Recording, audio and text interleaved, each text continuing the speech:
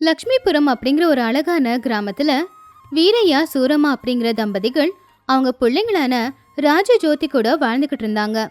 ஒரு நாள், சூரம்மா, இந்த வருஷம் விளைச்சல் சரியாக வரல. மழை அதிகமாக பெஞ்சதால விளைச்சல் வீணாக போயிடுச்சு. நஷ்டம் வந்ததோடு மட்டும் இல்லை, அடுத்த தடவை விவசாயத்துக்கு விதை வாங்க கூட காசு இல்லை. என்ன பண்ணுறதுன்னு எனக்கு புரியலை. நானும் அதை தாங்க யோசிச்சுக்கிட்டு இருக்கேன். பசங்களுக்கு இந்த வருஷம் புது துணி தான் எதுவுமே வாங்கல.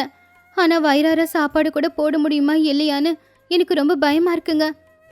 போன வருஷத்து அரிசி இன்னொரு 1 மாசம் வரும், அவ்வளவுதான். ஆனால் அதுக்கப்புறம் என்ன பண்ணுறது சூரம்மா? சரி, அடுத்த வருஷம் விவசாயம் செய்யவும் இந்த வருஷம் நல்ல விதைகளை எடுத்து வைக்கணும்ல. இந்த வருஷம் பெஞ்ச மழையில் அந்த வாய்ப்பும் இல்லை. இனி நம்ம வாழ்க்கையை எப்படி தான் வாழ போகிறோமோ? போனா போது, கடன் வாங்கி விதை வாங்கலான்னு பார்த்தாலும் கடன் கொடுக்க யாரும் இல்லை. கடன் வாங்குறது அவ்வளவு நல்லது இல்லைங்க. கடன் வாங்கினா அதை திரும்ப கொடுக்க முடியுமா அப்படின்னும் தெரியல. ஏதோ இருக்கிறத வச்சு கொஞ்ச நாளைக்கு பொழப்ப ஓட்டிக்கலாம். மழை தண்ணியில நனைஞ்சிருக்கிற அரிசி வயல்ல நிறையா இருக்குல்ல, அதை கொண்டு வந்து அவிச்சு நாம ஊரூரா போய் புழுங்கல் அரிசியை வித்துட்டு வரலாங்க. அதுல வர கொஞ்சம் பணத்தை எடுத்து வச்சா அடுத்த வருஷம் பயிரிடுறதுக்கு ஏதாவது உதவியா இருக்கும். இந்த வருஷம் என்ன பயிரிடுறது? எப்படியும் கீரை விலை கம்மியா தானே இருக்கும். இந்த தடவை கீரையை விளைய வச்சிடலாமா? சரியா சொன்ன சூரம்மா. அதிகமாக செலவு இல்லாமல் சீக்கிரமாக விளையிற விளைச்சல் அது. அதை சைக்கிளில் கொண்டு போய் விற்றுட்டு வரேன். வர்ற பணத்தில் தேவையானதை எடுத்துக்கிட்டு மிச்ச பணத்தை எடுத்து வச்சோம்னா விதையையும் வாங்கிக்கலாம். இதை கேட்டுக்கிட்டு இருந்த பசங்க 2 பேரும் வந்து இப்படி சொன்னாங்க. அப்பா, அப்புறம் ஏன் தாமதம்? வாங்க, வயலுக்கு போய் சீக்கிரமா நனைஞ்சிருக்கிற அரிசியெல்லாம் கொண்டு வந்து அதை நம்ம அவிச்சு விற்கலாம்ப்பா. வாப்பா, நானும் வரேன். அதெல்லாம் நீங்க 2 பேரும் ஒன்றும் வயலுக்கு வந்து வேலை செய்ய வேண்டாம். ஜோதி, நீ சமைச்சு தம்பிக்கு சாப்பாடு கொடு. அப்படியே 2 பேரும் சாப்பிட்டு முடிச்சுட்டு ஒழுங்கா உட்காந்து படிங்க. ராஜு, அக்கா என்ன சொன்னாலுமே அதை செய்யணும். அக்காவுக்கு நீ உதவியா இருக்கணும்.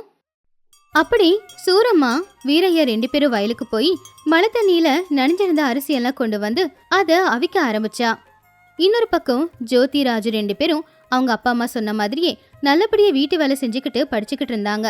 சில நாட்களுக்கு அப்புறமா, என்னங்க, அவிச்ச அரிசி எல்லாமே காஞ்சிடுச்சுங்க. சரி, இதை நான் பக்கத்து ஊருக்கு போய் விற்றுட்டு வரேன். வர்ற பணத்தில் வீட்டுக்கு தேவையான பொருள் எல்லாத்தையும் வாங்கிக்கிட்டு வந்துடுறேன். நீ பார்த்து ஜாக்கிரதையாக இரு. அப்படி ஊரூரா சுத்தி புழுங்கல் அரிசியை வித்துக்கிட்டு இருந்த வீரையாவுக்கு ரங்கையா அப்படிங்கிற ஒருத்தன் அறிமுகமானா. யாருப்பா நீ? இந்த ஊருக்கு புதுசு போலையே. ஆமாங்க ஐயா, நான் லக்ஷ்மிபுரத்தில் இருந்து வரேன்.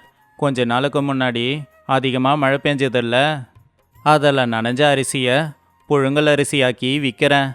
நல்ல யோசனை தானே? ஆமாம், உன் பேர் என்ன? அப்படி அன்னைக்கு அவங்க 2 பேருமே அறிமுகமானாங்க.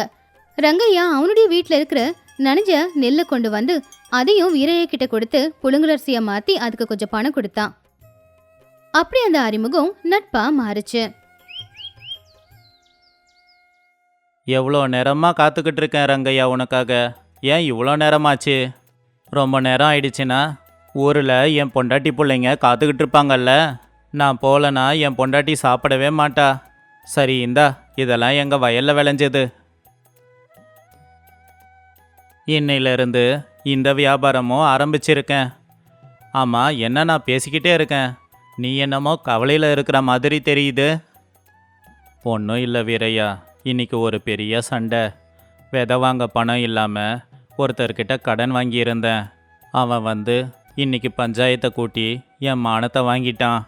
என் பொண்டாட்டி பிள்ளைங்க ரொம்ப கஷ்டப்படுறாங்க. இதுவும் ஒரு வாழ்க்கை தானான்னு என்னை நினச்சி ரொம்ப அசிங்கமாக இருக்குது. கவலைப்படாத ரங்கையா, கஷ்டம் நம்மள மாதிரி ஆளுங்களுக்கு வராமல் வேற யாருக்கு வரும்? உன்னோட நிலைமையில இருந்து தான் இப்போ நான் இப்படி சம்பாதிச்சுக்கிட்டு இருக்கேன். கஷ்டமெல்லாம் நமக்கு பாடமாகணும். என்னமோ வீரையா, வாழணுங்கிற ஆசையே எனக்கு இல்லை. ஏதாவது புதுசாக வியாபாரம் ஆரம்பிக்கலான்னா என்கிட்ட பணமும் கிடையாது. இருந்த ஒரு வீட்டையும் வாங்கிக்கிட்டாங்க. மொத்தமாக நடுத்தெருக்கு வந்துட்டேன். சரி, என் வியாபாரத்தை நான் பெருசு பண்ணலான்னு இருக்கேன். அப்படியே சேர்த்து வச்ச பணத்தில் விதை வாங்கி விவசாயமும் பண்ண போகிறேன். நீ தப்பாக நினைக்கலன்னா உன் குடும்பத்தோட என் ஊருக்கு வந்துடு. என்னோட குடோன் ஒன்று சும்மா தான் இருக்கு. நீ அங்கேயே தங்கிக்கலாம்ப்பா. என் வியாபாரத்தில் நீ எனக்கு துணையா இரு. உனக்கு தேவையான பணத்தை நான் கொடுக்குறேன். எந்த நேரத்தில் உன்னை பார்த்தனோ நண்பனை விட அதிகமாகவே உதவி பண்ணுற. என்னையும் என் குடும்பத்தையும் நல்லா பார்த்துக்கிறேன்னு நீ சொல்லும்போது நான் வேண்டான்னு சொல்லுவேனா? வரேன். அப்படி ரங்கையா அவனுடைய குடும்பத்தோட சேர்ந்து லக்ஷ்மிபுரத்துக்கு வந்தான்.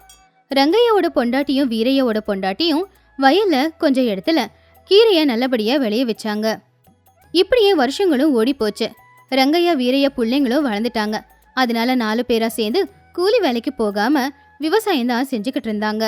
வீரைய பொண்ணு ஜோதி வீட்ல எல்லா வேலைகளையும் செஞ்சுக்கிட்டு இருந்தா. இப்படியே வருஷங்களும் போச்சு. அந்த கடவுளோட தயவால எந்த பிரச்சனையும் இல்லாம நம்ம வியாபாரம் நல்லபடியா நடக்குதுங்க. ஆமாம் சூரம்மா, இந்த வருஷம் விளைச்சல் நல்லா வந்திருக்கு. ரங்கையா குடும்பம் வந்தது நல்லதா போச்சு. ஆமாங்க, அவங்க எல்லாரும் ரொம்ப நல்லவங்க. உங்களுக்கு தெரியுமா, நீங்க கொடுக்குற பணத்தை கொஞ்சம் கொஞ்சமா சேர்த்து வச்சு ரங்க என்ன புள்ள புது வயல் கூட வாங்கியிருக்கான். தெரியும் சூரம்மா, நான் தானே அந்த பூமியை விற்க போகிறாங்கன்னு அவங்கிட்ட சொன்னேன். அதான் நம்ம பொண்ணை அந்த பையனுக்கு கொடுத்து கட்டி வைக்கலாம் அப்படின்னு நான் நினைக்கிறேங்க. ரொம்பவும் பொறுப்பான புள்ள. அது மட்டும் இல்ல, அந்த குடும்பத்துல இருக்கிறவங்க கூட ரொம்ப நல்லவங்க இல்லையா? எப்படியும் இதே ஊர்ல தான் இருக்காங்க. நம்ம பொண்ணை நாம தினமும் பார்த்துக்கலாம். இந்த யோசனை எனக்கும் தான் வந்திருக்கு சூரம்மா. ஒரு தடவை நான் ரங்கையா கிட்ட பேசி பார்க்குறேன். நிச்சயமா அவனும் ஒத்துப்பான். பொண்ணுக்கும் பையனுக்கும் எந்த பிரச்சனையும் இல்லைன்னா நிச்சயமா கல்யாணம் பண்ணலாம்.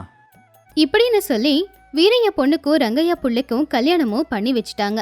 எப்பவும் போலவே எல்லாரும் அவங்கவுங்க வேலைகளை செஞ்சுக்கிட்டு நாளுக்கு நாள் வளர்ந்துக்கிட்டே தான் இருந்தாங்க. அப்போ ஒரு நாள், சீனு, புது வயல் வாங்கினியா? அந்த அளவுக்கு நம்மக்கிட்ட பணம் கிடையாது. என்கிட்ட கொஞ்சம் பணம் இருக்கு மாமா. இன்னும் கொஞ்சம் பணம் தான் வேணும். என் நண்பன் ஒருத்தன் வேலைக்கு போய்கிட்டு இருக்கான். அவங்கிட்ட கொஞ்சம் பணத்தை கடனாக வாங்கலான்னு இருக்கேன். கடன் வாங்கி பூமியை வாங்குறது நல்ல விஷயம் இல்லடா. இது என்னோட அனுபவம், நான் சொல்கிறேன். நீ சொல்கிறது உண்மைதான்ப்பா. ஆனால் கடன் வாங்கி வயலை வாங்கிட்டு சும்மா இருக்கக்கூடாது, உழைக்கணும்.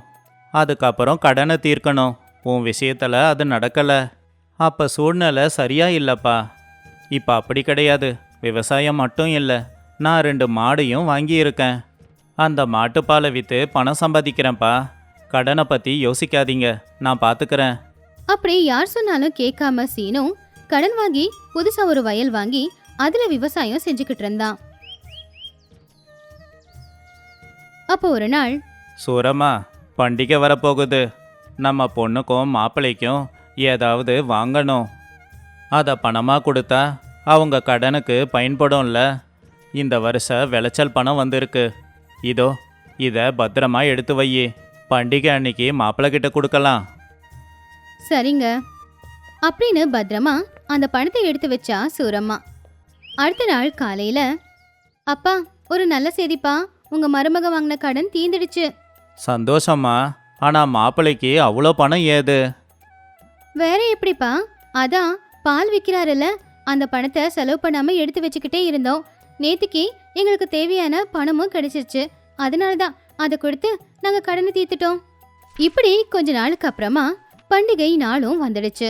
மாப்பிள்ளை என் நிலமையை புரிஞ்சுக்கிட்டு வரதட்சணை வாங்காம பொண்ணை கட்டிக்கிட்டாரு. அது மட்டும் இல்லை, வயல்ல எனக்காக எவ்வளோ கஷ்டப்பட்டாரு. அதனால் உங்களுக்கு பணம் கொடுக்க கொஞ்சம் பணம் எடுத்து வச்சிருக்கேன். சுரம்மா, அந்த பணத்தை கொண்டு வா. இதோ ஒரு நிமிஷங்க, எடுத்துட்டு வந்துடுறேன் அப்படின்னு சூரம்மா பணம் வச்ச இடத்துல போய் பார்த்தா. ஆனா அறையை விட்டு திரும்ப வரும்போது சூரம்மா அழுதுகிட்டே வந்தா. என்னாச்சு சுரம்மா, எதுக்கு அழுதுகிட்டு இருக்க? நீங்க கொடுத்த பணத்தை நான் பத்திரமா அந்த பீரோல தாங்க வச்சிருந்தேன். ஆனா இப்ப போய் தேடுறேன், எங்கேயுமே பணம் இல்லைங்க. என்னாச்சுன்னு தெரியலங்க. சரியா பாத்தியா இல்லையா? அவ்வளோ பணம் என்னாச்சு?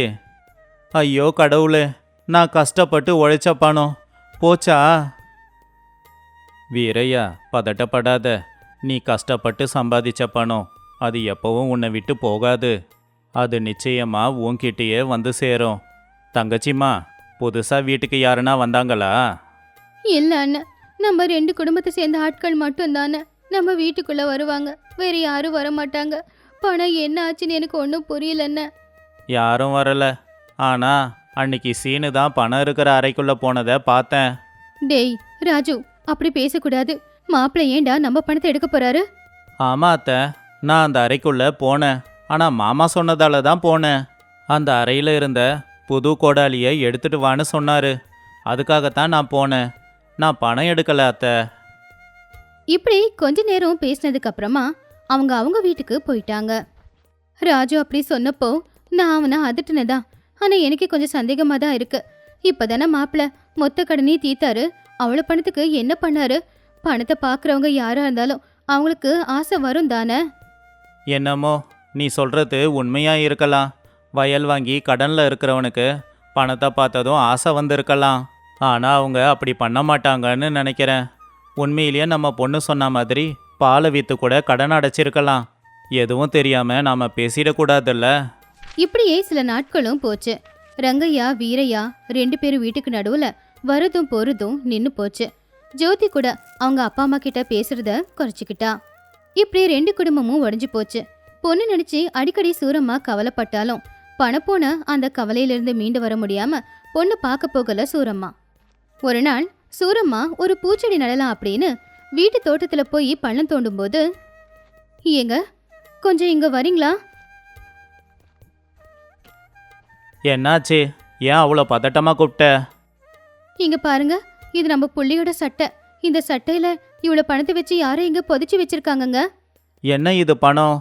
இந்த பணம் அன்னைக்கு நம்ம வீட்டில் காணாம போன பணம் தானே? ஆமாங்க. இப்போ எனக்கு புரியுது. ராஜு எங்க? என்னாச்சுப்பா? என்னை பற்றி பேசுறீங்க?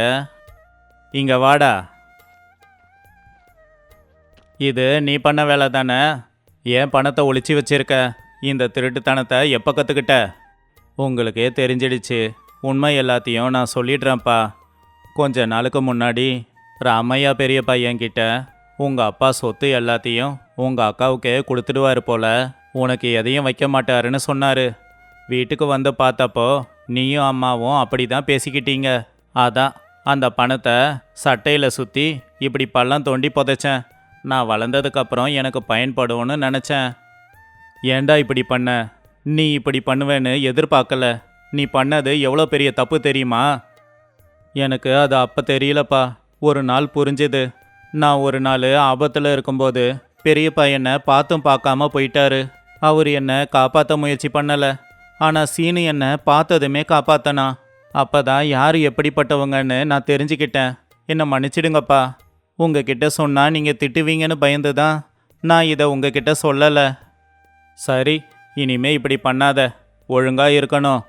வாசூரம்மா, இப்போவே ரங்கையா வீட்டுக்கு போய் எல்லாத்தையும் சொல்லலாம். அப்படி வீரையாவோட குடும்பம் ரங்கையாவோட குடும்பத்துக்கு போய் நடந்தது எல்லாத்தையும் சொல்லி அவங்க எல்லார்கிட்டயும் அவங்க மன்னிப்பு கேட்டாங்க. அன்னிலிருந்து மறுபடியும் எல்லாரும் ஒற்றுமையா இருந்தாங்க.